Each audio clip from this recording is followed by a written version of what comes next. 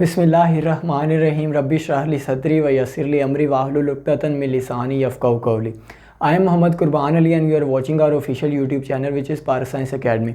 From now on we are going to start the physics course for the 9th class. As you know, physics is the integral part of the scientific studies. कोई भी degree हो, चाहे आपने next जाकर FSc engineering करनी हो, pre engineering, या फिर एफएससी प्री मेडिकल करना हो, या फिर आईसीएस, फिज़िक्स जो है हर सब में ही आपको एक कॉमन सब्जेक्ट के तौर पे मिलेगा। तो अगर आप अभी फिज़िक्स के जो कॉन्सेप्ट्स होते हैं उनको ग्रैब करते हो, अगर उन्हीं पे अभी से अगर आपकी ग्रिप होगी तो आप जो है नेक्स्ट भी उनको अच्छे तरीके से पढ़ सकते हो। यही जो 9th क्लास का कोर्स होता है वो फर्स्ट ईयर में जाके उसके जो टॉपिक्स होते हैं ऑलमोस्ट सेम होते हैं और वो एक्सपेंड करते हैं। इसी तरह जो 10th क्लास के कोर्स में जो इंक्लूडेड होते हैं टॉपिक्स, वही आगे जाकर सेकेंड ईयर में जो है वो एक्सपेंड करते हैं और उन्हीं टॉपिक्स के आगे मज़ीद एक्सप्लेनेशंस होती हैं। तो अगर आप अभी से इनको तवज्जो से पढ़ेंगे तो आपको वो नेक्स्ट हेल्प आउट करेंगे। तो चलिए स्टार्ट करते हैं इसके इंट्रोडक्शन को और इसके बारे में जानते हैं कि आपने फ़िज़िक्स को पढ़ना कैसे है और इसका मज़ीद जो टॉपिक्स हैं उन किन किन चीज़ों पर इंक्लूडेड है। तो चलिए शुरू करते हैं।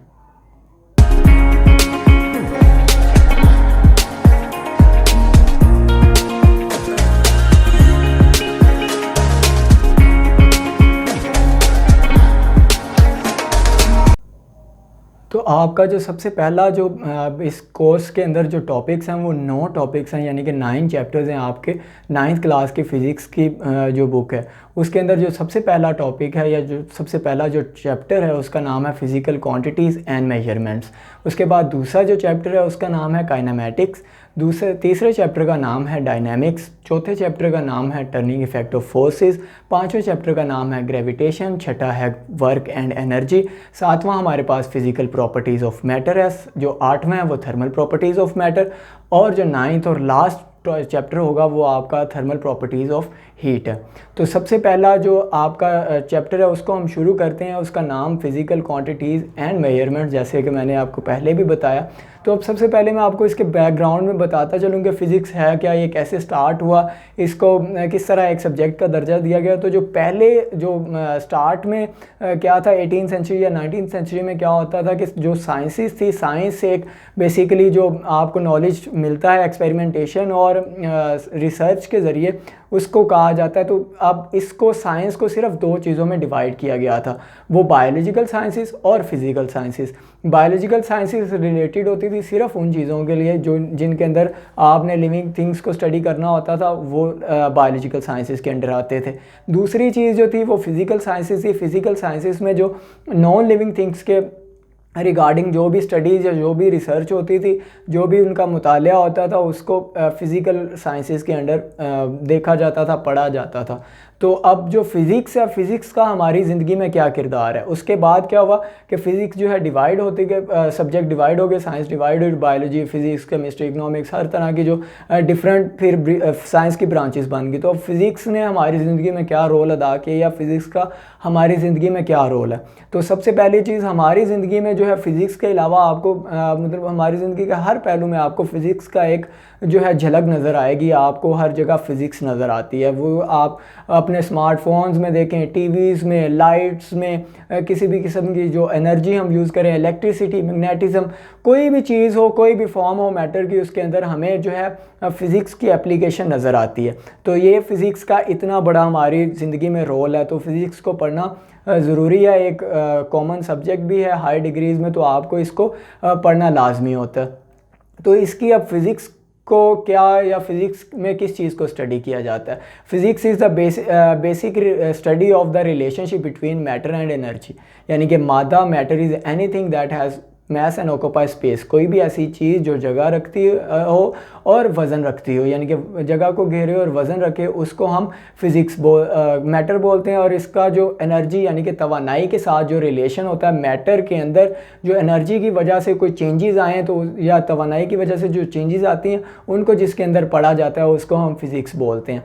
तो ये हमारा फ़िज़िक्स की डेफिनेशन होगी। नेक्स्ट अब हम इसकी ब्रांचेस को अगर स्टडी करें तो जो सबसे पहली ब्रांच है हमारे पास फ़िज़िक्स की, उसको हम मैकेनिक्स बोलते हैं।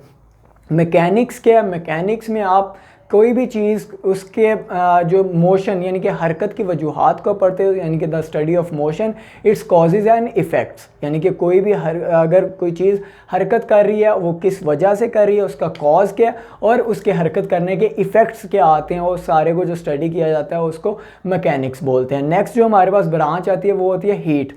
तो हीट हमारे पास जो जिसको हरारत के नाम से जाना जाता है, हरारत क्या है? हरारत कोई भी जो उसका प्रोडक्शन यानी कि इसमें अब स्टडी किस चीज़ को किया जाएगा, the production of heat, it's transfer and effects, यानी कि आप जो हीट किस वजह से ट्रांसफ़र हो रही है, उसकी प्रॉपर्टीज़ क्या हैं, उसके इफ़ेक्ट्स क्या आ सकते हैं, और इसके अलावा वो हीट किस तरह सॉलिड यानी कि ठोस से माया के अंदर, माया से आगे गैस के अंदर, या किन किन चीज़ों से वो हीट का ट्रांसफ़र होता है, उन सारी चीज़ों का जो स्टडी होती है उसको हम एक ही कॉमन ब्रांच के अंदर पढ़ते हैं, उसका नाम होता है हीट। नेक्स्ट हमारे पास आता है साउंड।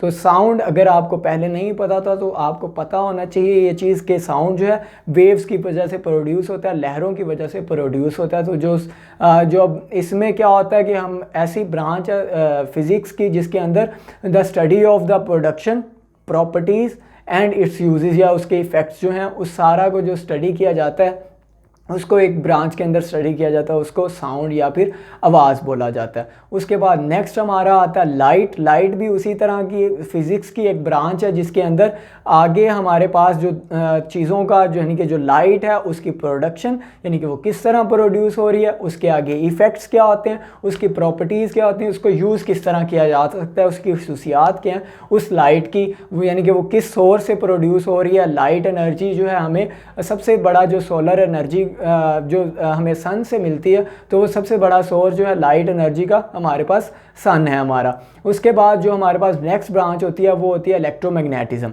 इलेक्ट्रोमैग्नेटिज्म या इलेक्ट्रिसिटी एंड मैग्नेटिज्म इसको बोला जाता है। तो इसके अंदर हम स्टडी करते हैं, यानी कि इलेक्ट्रिसिटी आपको पता होना चाहिए क्या चीज़ है। आप केमिस्ट्री में पढ़ोगे कि एक चार्जेस होते हैं, पॉजिटिव और नेगेटिव चार्जेस हो सकते हैं, वो जब रेस्ट में हो और जब वो हरकत करें, यानी कि the study of charges at rest and at motion. जब वो हरकत करते हैं तो तब क्या होता है हमारे पास आम एग्जांपल, यानी कि जो चार्जेस यानी कि जो इलेक्ट्रॉन्स जब मोशन में आते हैं तो उसकी वजह से हमारे पास लाइट प्रोड्यूस होती है, इलेक्ट्रिसिटी प्रोड्यूस होती है। तो उस चीज़ का जो स्टडी है हम चार्जेस को रेस्ट के ऊपर स्टडी करते हैं, और जो उनका मोशन के अंदर स्टडी है उनकी, उसको जो है हम इलेक्ट्रिसिटी बोलते हैं। तो उसके इफ़ेक्ट्स क्या होते हैं, उसके इफ़ेक्ट्स को भी, उसके असरात को भी इसी ब्रांच के अंदर स्टडी किया जाता है। इसके अलावा मैग्नेटिज्म यानी कि मकनातीसियत का और इलेक्ट्रिसिटी का क्या ताल्लुक़ है, दोनों आपस में क्या रिलेशन रखते हैं, उसको इसी ब्रांच के अंदर स्टडी किया जाता है। उसके बाद है हमारे पास एटॉमिक फ़िज़िक्स। एटॉमिक, आप ये चीज़ भी केमिस्ट्री में आप इसके कॉन्सेप्ट्स ग्रैब करोगे कि एटम जो है क्या चीज़ है, इसका आगे बेसिस क्या है, इसके अंदर कौन कौन से चीज़ें डिफरेंट पाई जाती हैं। उसके सेंटर में न्यूक्लियाई होता है, न्यूक्लियस होता है। तो इसका जो सारी कुछ स्टडी जो होती है एटम के स्ट्रक्चर की फ़िज़िक्स के लिहाज से स्टडी करना, उसको हम एटॉमिक फ़िज़िक्स बोलते हैं। इसी तरह मैंने आपको अभी बताया कि जो एक एलिमेंट है उसका जो एक मोस्ट जो इंडिविजुअल पार्ट जिसको पहले समझा जाता था वो एटम होता था। हर एटम के सेंटर के अंदर एक स्ट्रक्चर, पॉजिटिव स्ट्रक्चर होता है जिसको हम न्यूक्लियस बोलते हैं। तो अब न्यूक्लियस के अंदर जो चीज़ें प्रेजेंट हैं, the particles which are present within the nuclei, उस न्यूक्लियस के अंदर जो चार्जेस यानी कि इलेक्ट्रॉन, प्रोटॉन और न्यूट्रॉन्स प्रेजेंट होते हैं, ये भी आप आहिस्ता आहिस्ता कॉन्सेप्ट इसके जानते जाओगे। उनकी जो स्टडी होती है उस न्यूक्लियस की एटम के जो सेंटर के अंदर वो प्रेजेंट है, और उसके अंदर पार्टिकल्स, उस nuclei is the plural for the nucleus. तो यानी कि न्यूक्लियस के अंदर जो पार्टिकल्स प्रेजेंट होते हैं उस सारे की स्टडी को जो है वो हम न्यूक्लियर फिज़िक्स में करते हैं। अब आगे है प्लाज्मा फिज़िक्स। प्लाज्मा फिज़िक्स में हमारे पास सबसे पहला जो है आपको पता होना चाहिए स्टेट्स ऑफ मैटर कितनी है। तो प्लाज्मा को जो है 4 स्टेट ऑफ मैटर यानी कि मादा की चौथी हालत गिना जाता है। पहली हमारे पास उसी तरह सॉलिड, लिक्विड एंड गैस यानी कि ठोस, माया और गैस। उसके बाद चौथी यानी कि जो आयनिक स्टेट होते हैं जिसमें आयंस बनते हैं, पॉजिटिव या नेगेटिव चार्जेस प्रोड्यूस होते हैं, उसकी जो स्टडी होती है the study of ionic state of matter which is also considered as a 4th state of matter is known as plasma physics. उसके बाद हमारे पास जो लास्ट ब्रांच है उसका नाम है जियो फिज़िक्स। जियो का मतलब होता है, या जियो का जो लिटरल मीनिंग है वो है अर्थ, ज़मीन। तो फिज़िक्स यानी कि ऐसा अब ज़मीन के लिहाज से जब स्ट्रक्चर ऑफ अर्थ को स्टडी किया जाए फ़िज़िक्स के रिलेशन में, तो उसको हमारे पास जियो फिज़िक्स बोला जाता है। तो ये हमारे पास आपकी ब्रांचेज़ हैं। नेक्स्ट जो लेक्चर होगा उसके अंदर हम इस चैप्टर को आगे लेकर चलेंगे। I hope you would have like this lecture. If you want more videos coming your way, press the bell icon so you do not miss any updates from our channel. Thank you so much.